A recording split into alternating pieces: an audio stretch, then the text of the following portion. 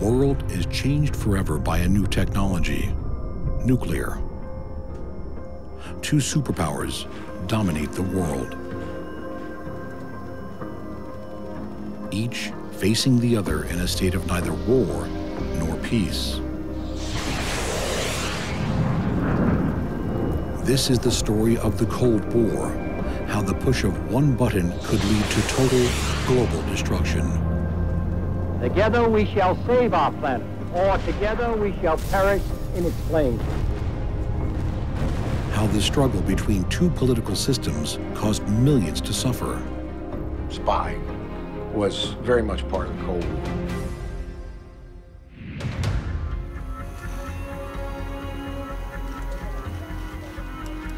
And how a world was created which lived in constant fear. Mad World. Mutually assured destruction. In this episode, World War II comes to an end. But the result is not world peace. Tensions soar. Territories are seized. A new weapon and new frontiers mark the start of the Cold War. The rise of the superpowers.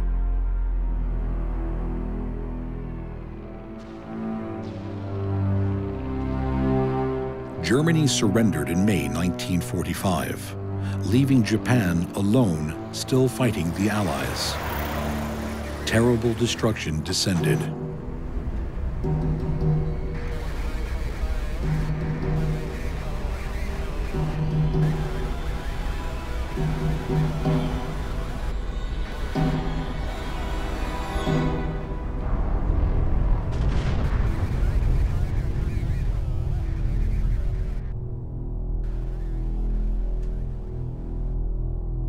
Where there had been a distinct city below us, there was nothing down there but what, in my vernacular, was a black, boiling mess. Most of the city appears to have been obliterated. 4 square miles of desolation are reported. And that cloud up above it was just tumbling and rolling. You could see the energy that was in it. Hiroshima, the 6th of August, 1945.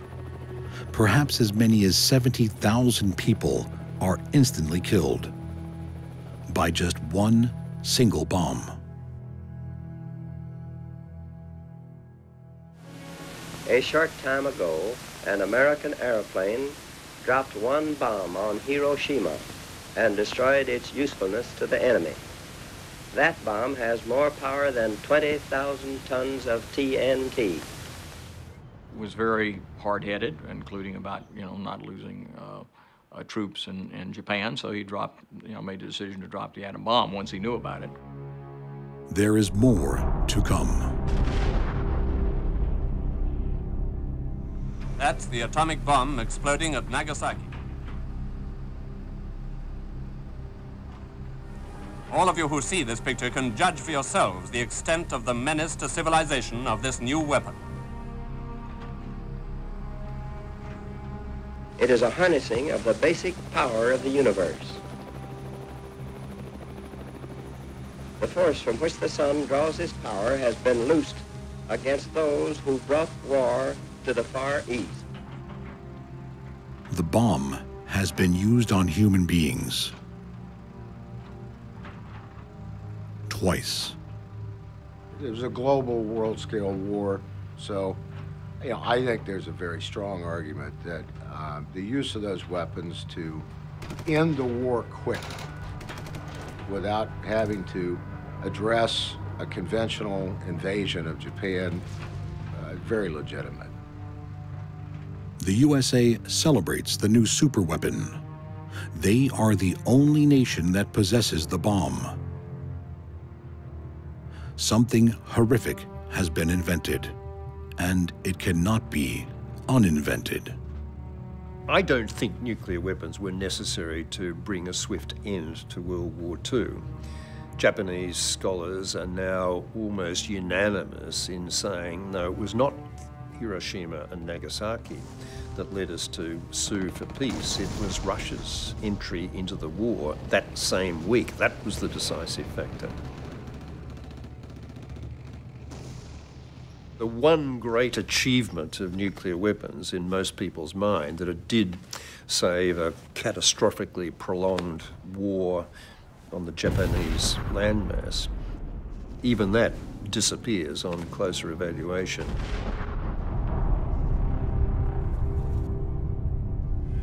Will this power, now available to man, bring another, even more suicidal war upon us? Or can it be made to rule out war and open a new, progressive chapter of history, the atomic age? The weapons used to end the Cold War with Japan mark the beginning of a new conflict. It is a conflict where astronomical amounts of money will be spent on weapons.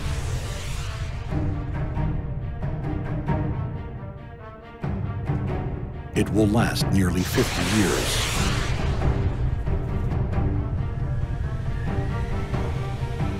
And if it escalates, it will mark the end of human civilization. It is the Cold War.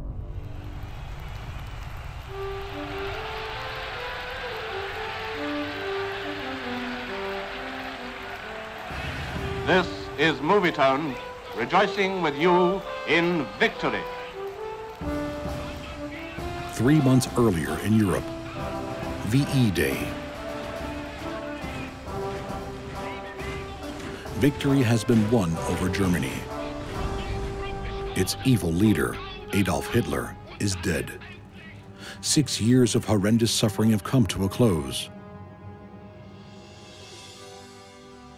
World War II is almost over.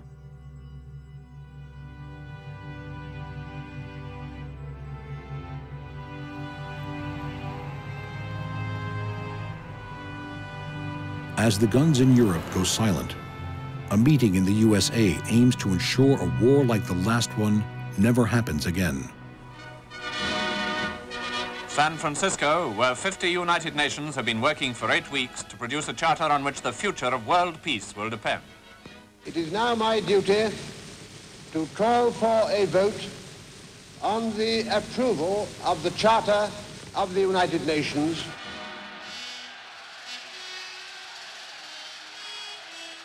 Dr. Wellington Koo signed first for China.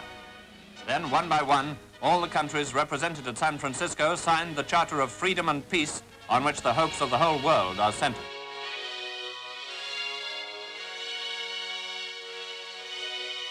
This new structure of peace is rising upon strong foundations. Let us not fail to grasp this supreme chance to establish a worldwide rule of reason, to create an enduring peace under the guidance of God. The United Nations is born. 50 nations sign the charter. Russia joins the pledge for world peace. Despite fears for the future, it is a moment of great optimism. Men and women chosen to represent the vast majority of mankind in this new effort to make life safe for the ordinary citizen throughout the globe. In a disillusioned world, some may think such a task impossible. But given goodwill, it is of course not impossible, and the alternative is world destruction.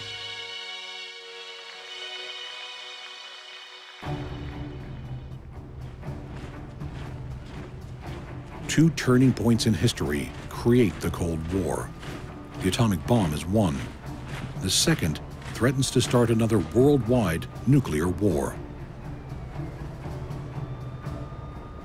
Communism is based on the belief that man is so weak and inadequate that he is unable to govern himself and therefore requires the rule of strong masters. Communism, a revolutionary form of government in Russia since 1917. Moscow's Red Square was the spacious and impressive setting for the Red Army's first victory parade. The Cold War was actually a confrontation of two ideologies: communism versus capitalism. Simple as that. Well, I thought communism was, in theory, better than democracy. But unfortunately, as Winston Churchill said, democracy is the worst of all forms of government except for all the rest. Russia was always a doubtful partner for the Allies. Communist ideology here is at odds with capitalism. The totalitarian state is at odds with Western democracy. Brainwashed, educated at school to hate the West. The fat, big capitalists were bent on conquering the USSR.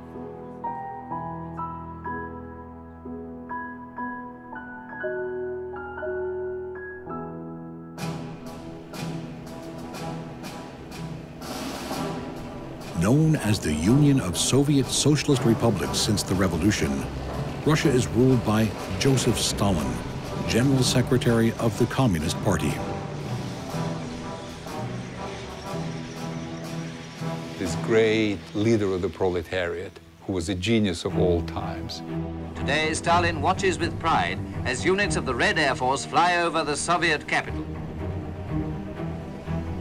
Stalin has big plans for communism. He's already made a move at the Allied Peace Conference just before the close of World War II. The Livadia Palace at Yalta was the scene of the conference, a sumptuous-looking place which used to be occupied by the Tsar when he took a winter holiday in the Crimea.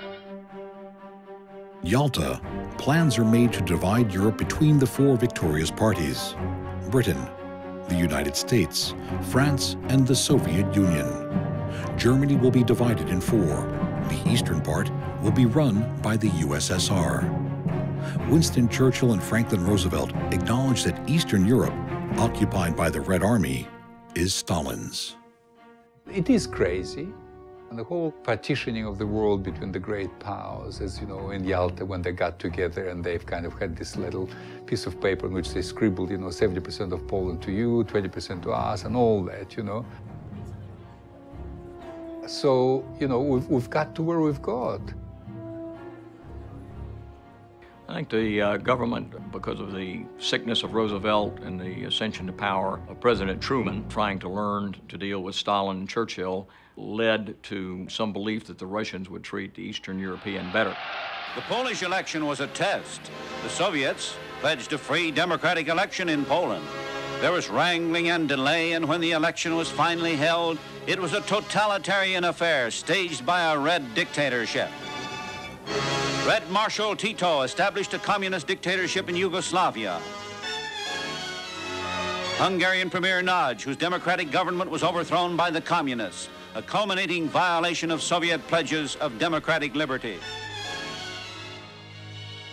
There was a rigged election in Hungary, which the communists rigged, or the Soviets rigged, and the communists came to power and Hungary became part of the Soviet orbit. One after the other, Eastern European nations come under direct Soviet control. You took it for granted. Soviets have liberated Europe. And therefore, we've liberated them from capitalists, from any other kind of ambiguity about who they were. Winston Churchill publicizes a name for the line dividing communist Eastern Europe from the West.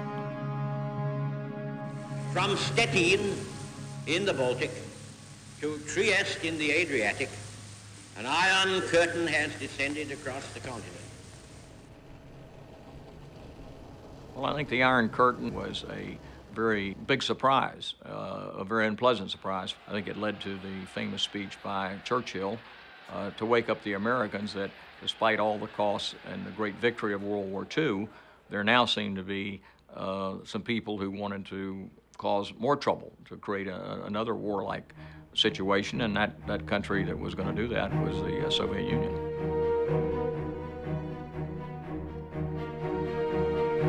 United States makes an attempt to revive Europe with the Marshall Plan. This financial support project offers to include the Eastern Bloc countries as well as the USSR. Ordinary Americans get involved.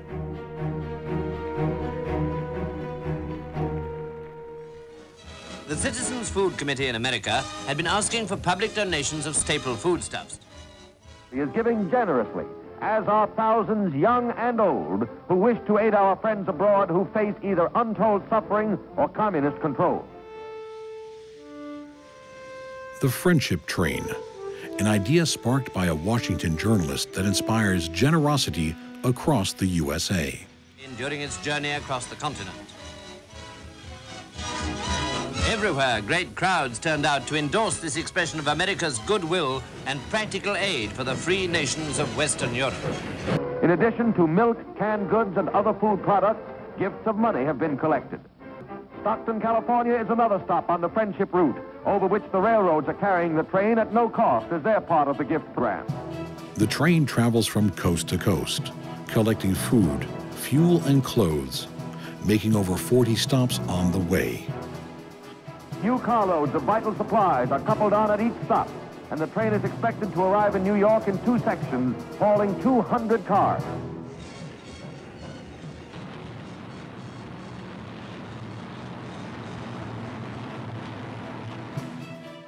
The cargo, valued at about $40 million, is shipped to France and given out across Europe in support of the Marshall Plan. But Stalin refuses to allow Marshall aid in his communist world. Recriminations and refusal. Molotov quitting the conference and denouncing the Marshall Plan. The cleavage between West and East becomes an economic division. The line of the Iron Curtain now separates Western and Soviet economic spheres as the representatives of the free nations of the West go ahead without Russia. The big powers invite all Europe to join the parley. All Soviet satellites reject.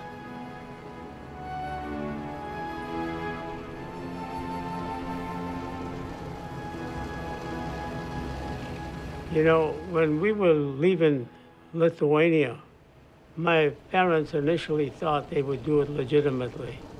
So they went to the Russian consulate and asked for permission to leave. And the answer they got is, says, listen, nothing leaves. Even the birds are not going to fly out if we can figure out how to stop them. Barbed wire and watchtowers have closed off the east. The Soviet threat is real. The Cold War has begun.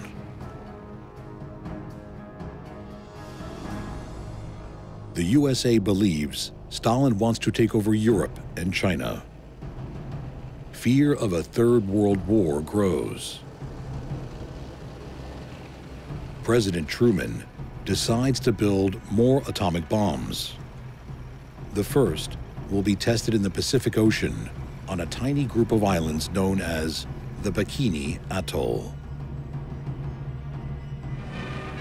On Bikini itself, giant towers are being built for photographic observation. This will be the first atomic bomb explosion since Hiroshima and Nagasaki. It is a dangerous experiment. No one knows exactly what will happen. The U.S. military is determined the details of its super weapon will remain strictly secret. The atom bomb, carefully screened, is wheeled to the B-29 that's about to carry it to Bikini.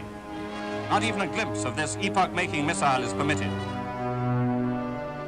The bomb is named Gilda, after a Rita Hayworth movie. And now it's time to go. Mission Crossroads has begun.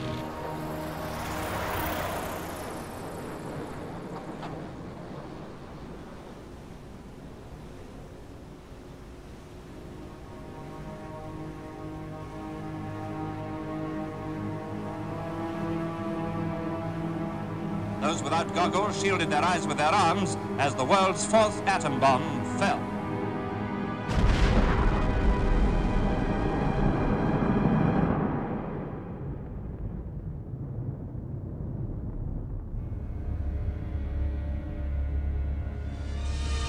Following the colossal flash, a great cloud rose 7 miles up into the sky. All can judge for themselves that the world is certainly at the crossroads. The second bomb is tested 2 weeks later. This time, it will be 27 meters underwater.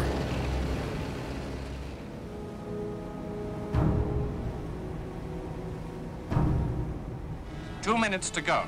Dr. Holloway moves a switch, lights flash.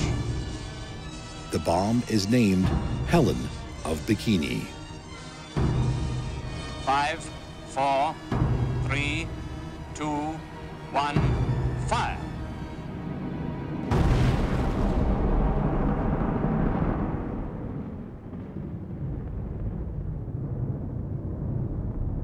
Radiation, smoke, fire, steam, water, a pattern of irresistible power recorded by a Movietone cameraman, among many others, recorded for all the world to see as thousands of tons of water swirling upward, a picture that epitomizes the colossal energy released. The U.S. and its close allies were in possession of a weapon capability in the form of a nuclear deterrent that clearly had strategic implications. An air view of an explosion equal to 50,000 tons of TNT. Scientists compute the temperature in the center of the atomic typhoon as 100 million degrees. The temperatures generated will melt steel and vaporize anything living. In a polarized world, the USA has a massive military advantage.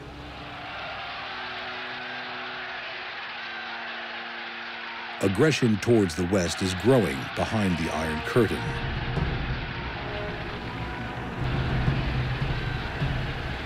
U.S. employees of an oil company are lucky to get out of Hungary. We were apprehended. We're taken down to this rather famous city station and questioned, sometimes not too pleasantly, and we spent the next week there. But nationals of the country occupied by Stalin are barred from leaving their country.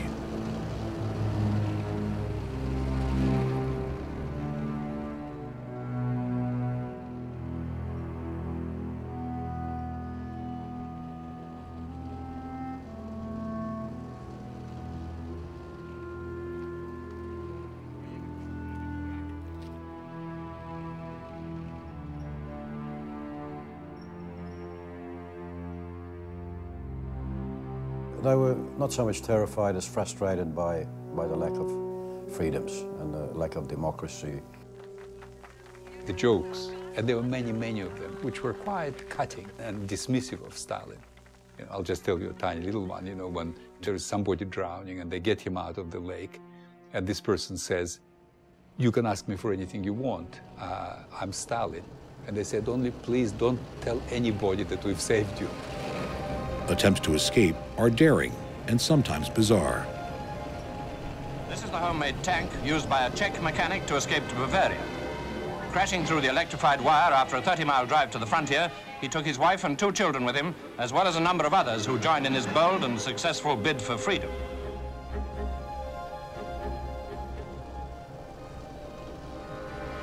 It's a risky business nowadays trying to escape from Soviet-held East Germany to the safety of the West, but thousands have been making the attempt.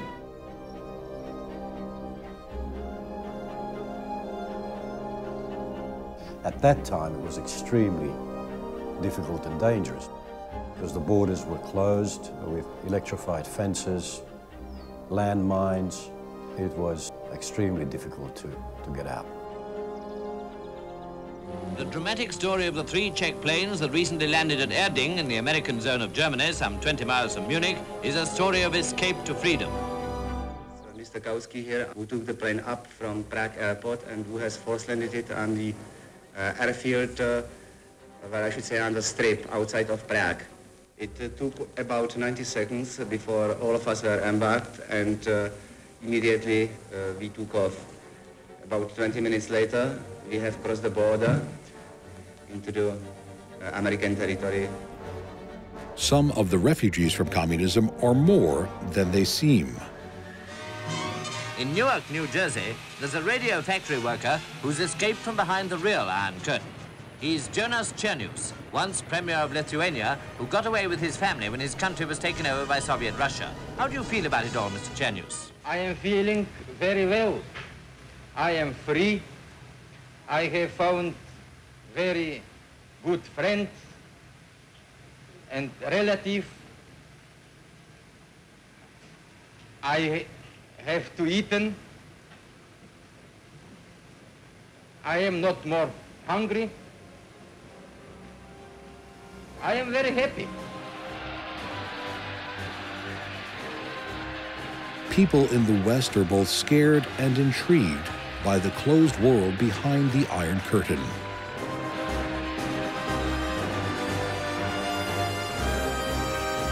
Reports reveal Soviet-controlled countries are training their young people for war.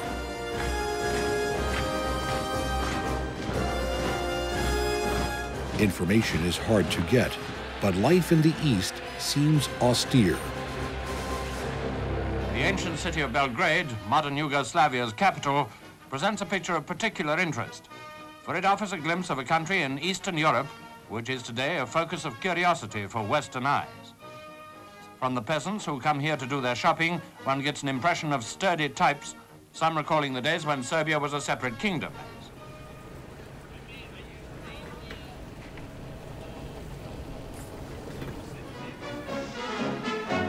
In Berlin, the Brandenburg Gate marks the boundary between East and West. But filming beyond the Iron Curtain was recently permitted. The once famous Unter den Linden now has a very new look, and our cameraman made these notes of the kind of shops and stores they've got. Street names, of course, have changed since Stalin and his comrades took over this part of the former German capital. The Soviets occupied Eastern Europe purportedly to help them, and then they were going to withdraw and they weren't going to leave large troops stationed there. Turns out that they did, and as a result, in 1947, the Soviets were not going to leave Eastern Europe and let those people have their own country. Getting stories is risky for Western journalists. Many are arrested for their efforts. Freed after more than 2 years in a red jail, Mr. Otis was reunited with his wife on arrival at Idlewild Airport, New York. It's said that it was largely due to her personal appeal that the Czech government finally agreed to liberate him. Bill, do you feel that the Czechs had any justification at all in arresting you? That's pretty tough, too. That's complicated, too. Did you feel... And I'll tell you what. From their point of view, in certain respects, they had. They did have? Yes, that's true. Could you explain? The standards are different there. They look at things in a different way. Most people in the West are disturbed about the growing oppression in the East. If the Soviet Union really wants peace, it can prove it by lifting the Iron Curtain and permitting the free exchange of information and ideas. The Summer Olympics in Helsinki are rocked by the Cold War. This event, designed to bring nations together, is also ripped apart. Helsinki, Finland's capital, is certainly a fine-looking town, and it was all ready for the games when we took these views near the Olympic Stadium with the swimming pool in the background. The Eastern Bloc athletes are kept separate from their Western rivals. Some 10 miles away is the so-called Iron Curtain Village, where teams from Russia and satellite nations are housed. Here's the camp manager with some Hungarian girl athletes. Everywhere, of course, Iron Curtain signs are in evidence. The world realizes that the Cold War frontiers are here for the long term. Not everyone in the West is against communism. Guerrillas in Southern Europe seek a communist takeover. They are funded by the USSR. In Greece, a more dangerous crisis. Civil war developed. Greek government troops trying to suppress red guerrilla bands, aided by Soviet satellite countries Yugoslavia, Albania, Bulgaria.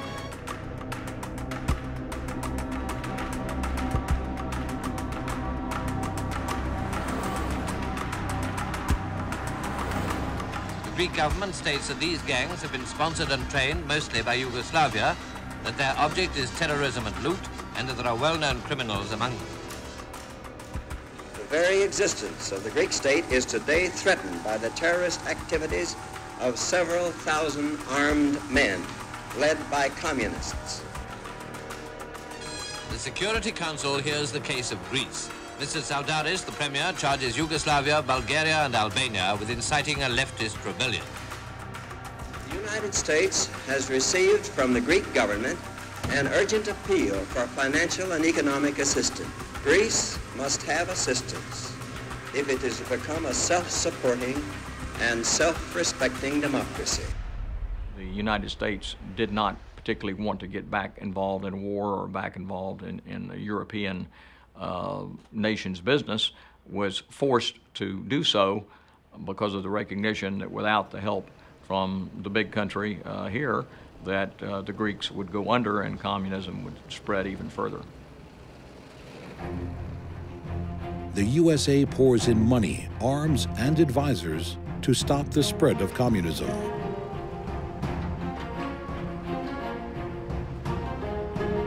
Fighting in Greece has gone on pretty continuously ever since World War II ended. It is, of course, part of the worldwide communistic plan. Well, I think the likelihood of Soviet bases in the Mediterranean and in Greek ports, the ability of the Soviet Union to project power into North Africa, into the Middle East, would have been stronger, which is one reason I think the United States helped them. In Greece, heavy operations have been carried out against communist rebel strongholds around the Grammos Mountains near the Albanian frontier. Greece is the first case in the Cold War when a small nation is used as a proxy by the two superpowers. It is the first Cold War shooting war. The USA against the USSR. Capitalism against communism. During the Civil War, you were on the right side or the left side. People who were on the left side, they went up to the mountains to hide and fight. I was born in Sparta, 1938. We lived in fear. My father kept his position neutral. He didn't want to be involved with any other parties. Civil war is a very sad thing. And actually, it's a dangerous thing because you fight for an idea. You don't fight for your whole country. It was brother against brother. The pictures that follow illustrate his complaint of what is going on in Western Macedonia. Refugees moving away from the mountainous districts where the rebels are said to be operating from well-established camps, and Greek regulars on their way to engage and round up the gangs described as bandits. On February the 10th, some 600 Greek rebels attacked in the direction of Salonika. They were defeated by regular troops. Half of them were killed and about 120 were taken prisoner. We used to walk to school. A police station was very close by our school. And as we really reached the gate, I turned around, and to my horror, there were heads outside the police station. Quite a few heads, just the heads outside. And the scary faces. And I was too scared to turn around and look again. It was just the heads.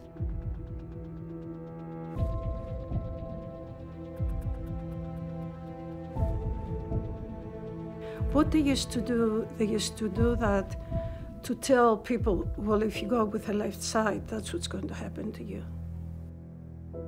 A number of women were among those captured, none of whom seemed to be in very good shape nor to have anything much in the way of equipment.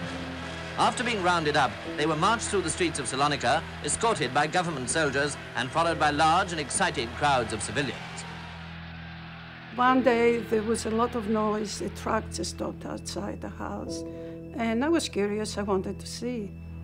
So I went outside, and what I remember is that beautiful hair that it was just flowing from the back of the truck. There were about 3 bodies there. I didn't know there were bodies then. So this woman probably went to the mountains to help maybe their relatives, maybe their loved ones, and they caught them and they killed them. Because the other countries interfere, it creates chaotic situation, and it lasted for some time. It lasted for longer than it should have been, and it's unfair. After 4 years, the communists are defeated. The Greeks probably would not have been able to win the Civil War in 1947 by themselves. The West has prevented Stalin from gaining another toehold in Europe. The 2,500-year-old Acropolis stands witness to the end of another war in its long history. The sailors lost no time in visiting the Acropolis, where they were entertained to a display of dancing by the Greek army. Watching this, it's hard to realize that the F-Zones are among the toughest fighters in the world.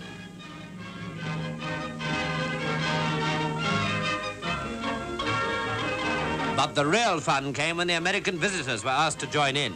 Obviously, this Greek version of the Palais Glide was a bit complicated for mere jitterbug fans to master all at once.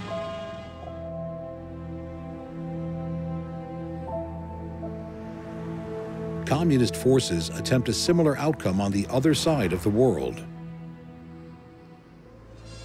I wish to express my appreciation for the interests and sympathy shown to my country, China, by our American friends. The United States faced a very difficult decision in trying to keep China from being communist. There had been a civil war going on between the forces of the communists, Mao Zedong, and the nationalist leader, Chiang Kai-shek. Life for ordinary people in China is brutal and primitive. It's not hard for the communists to gain followers in their fight against the government.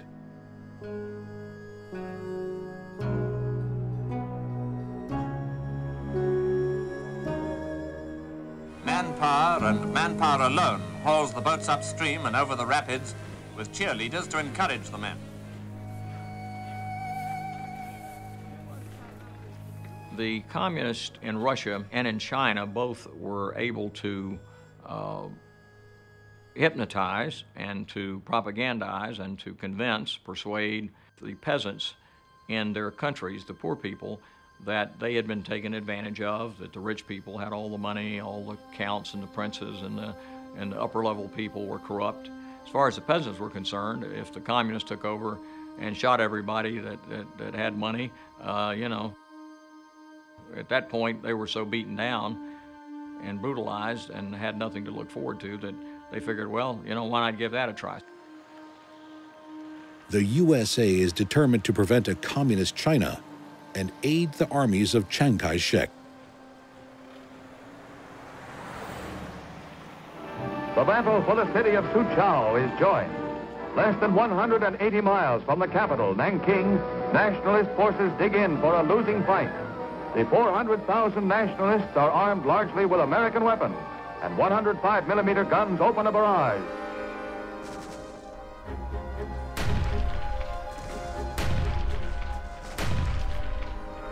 Just as in Greece, the war in China is a superpower struggle. The USA supports the nationalist anti-communist government, and the USSR supports the communists.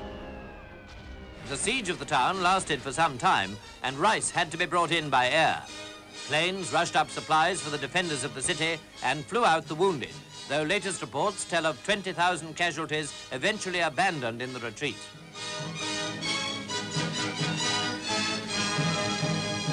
The military situation from the nationalist point of view is very grave. They claim that the communists are kept supplied by the USSR, saying that the Chinese Reds captured in the battle were armed with modern military equipment from Russia. Today, communism has swept like a red tide over this ancient civilization from the old capital of Peking down to the Yangtze and Nanking. I was born in China, in Shanghai actually. Western democratic sort of system couldn't work in China. If you look at the history, you know. On the 1st of October 1949, Mao Zedong proclaims the People's Republic of China. There probably are some that would make the argument that China is better for having communism than if it had had a corrupt democracy. That's arguable. I would have preferred a corrupt democracy that we tried to help become less corrupt. Those years, my time in China, when the Mao Zedong was ruling, of course it's a dictatorship, right?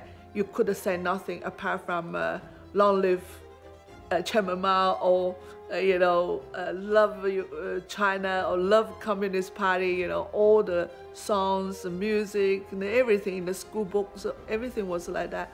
But it was a simple life.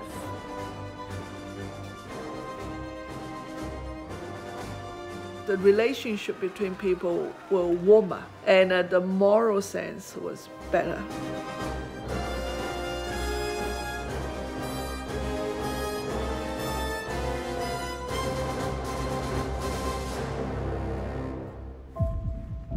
While the map turns red in the east, the Soviets make another move, right in the heart of Europe. Post-World War II Germany is now two very different states. Berlin, the old capital, is isolated in Russian-occupied East Germany. Just like Germany itself, the city is divided into East and West zones. After the destruction of Berlin and the end of World War II, it was agreed between the victorious powers that the German capital should be divided into zones for the purpose of occupation by Britain, America, France, and Russia. To supply Berlin, there were 3 land corridors which were guaranteed by treaty, and a rail corridor between Magdeburg and Berlin. But Berlin was 110 miles inside of the Russian sector of East Germany. They wanted us out of the city. 1948, and the city is about to be held ransom. West Germany is part of the Western European economy. The Allies launch a new currency, cementing West Germany's emergence as an independent state. Stalin retaliates. He orders his troops to seal off roads to the German capital. The Berlin blockade begins. I was stationed in Germany when the Berlin airlift started. This was an attempt by the Russians to get us out of Berlin. Marshal Sokolovsky's shutdown of all service transport between the sectors brought Berlin's railways to a stop. And that was one way they applied pressure, where they blocked off all entrances, rail, air, and Autobahn. The famous Autobahns were deserted, and even canal traffic was at a standstill. Soviet brutality has been clearly demonstrated across Eastern Europe. Many fear for the lives of West Berliners.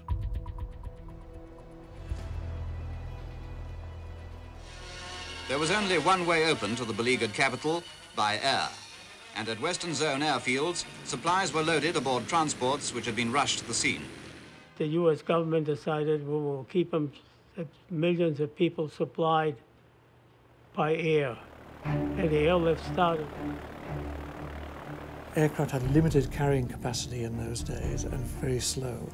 It started off with the aircraft taking coal, other fuel, food, medical supplies, clothing, whatever, up to sustain the Berliners. After a very short time, it was realized that this just wasn't sufficient. As winter approaches, something needs to happen, fast. The British and American Air Forces come up with a plan. In order to increase the number of sorties, they had a system where the aircraft would take off from West Germany, fly up the corridor, and land, offload the fuel, and take off straight away. They had enough fuel to get back. The flight of over 150 miles over Russian territory was accomplished by relays of British and American aircraft, which landed at about 3-minute intervals throughout the night and day.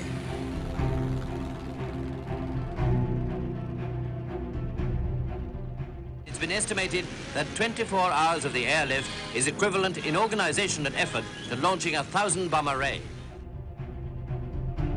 many, probably hundreds of lives lost, British and American mainly, just through crashes or bad weather or running out of fuel or whatever.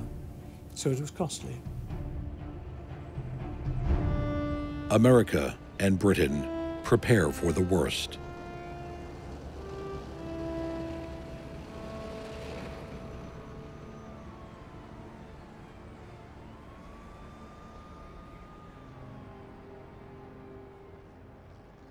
Here's the first of the superforts coming into land at Scampton, Lincolnshire. Altogether, 2 B-29 groups comprising 60 superforts were on their way, each aircraft carrying regular and spare crews.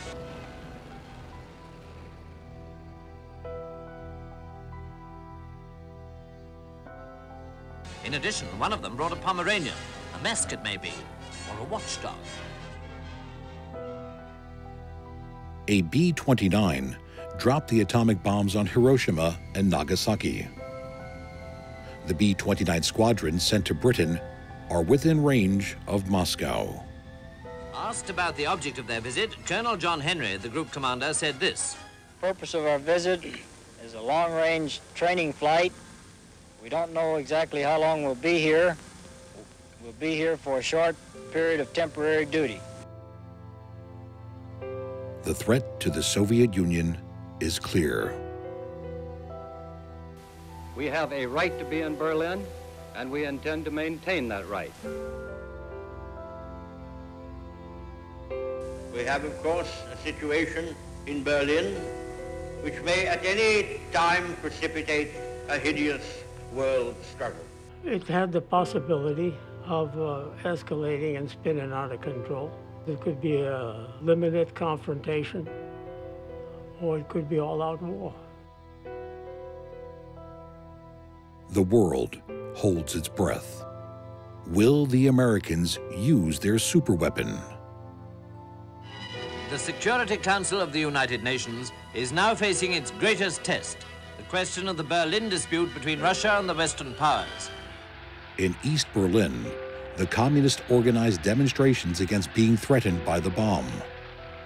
With a never-ending display of force, German communists parade through Potsdamer Platz, carrying banners which sing the hymn of hate against the Western powers, with particular attention to the United States.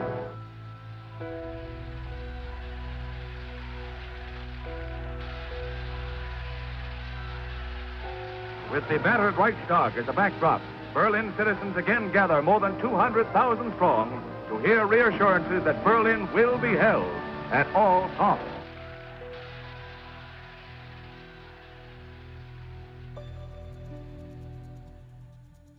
West Berliners need supplies airlifted from the west to survive. They plan to double the capacity of the Gatow city airport. Berlin itself, as everyone knows, is in ruins, but an excellent use has recently been made of some of the great masses of rubble contained in the city. German men and women have been working away, loading the stuff into lorries for transport to Gatow airfield, where the making of a new runway has been a priority job.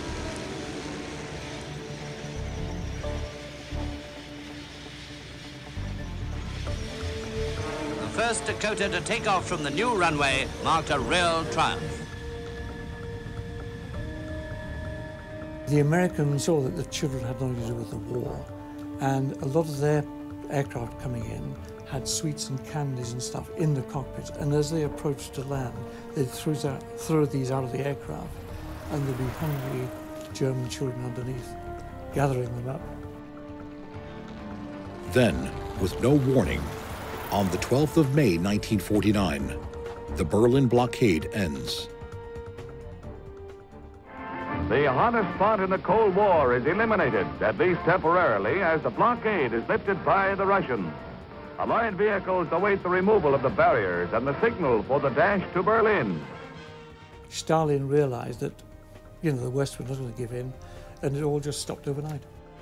With the opening of the gates, a new chapter in post-war history begins to unroll down German highways.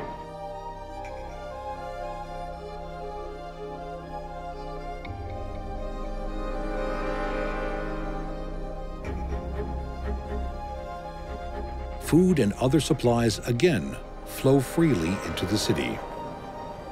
the airlift has kept 3 million people alive. No bombs were dropped. The first major European Cold War crisis is over. But it is just the beginning. For the next 40 years, the world will live in constant fear of annihilation. Next time on Mad World, both sides develop a weapon 1,000 times more destructive than the atomic bomb. The shockwaves of the world's first H-bomb rushed towards the onlookers, and spellbound they watched something never seen before. It was a capability that even those of us that helped invent it just couldn't grasp. You got that sense of humanity being in danger of annihilation. It was the cornerstone of mutually assured destruction. A new war brings the world to the brink. The unexpected entry of 300,000 Red Chinese across the Manchurian border may well precipitate World War III. Western countries join together against the USSR. If one NATO nation is attacked, it is, in effect, declaring war on the whole of NATO. And no one is safe. The Russians would kind of stick to bread and butter spying techniques, such as honey traps, women, money, drugs. On display in Moscow, what's alleged to be the wreckage of the U-2 spy plane. But one forgets about it, you know, the kind of paranoia and all that, because it's a different world, it's a different mindset completely.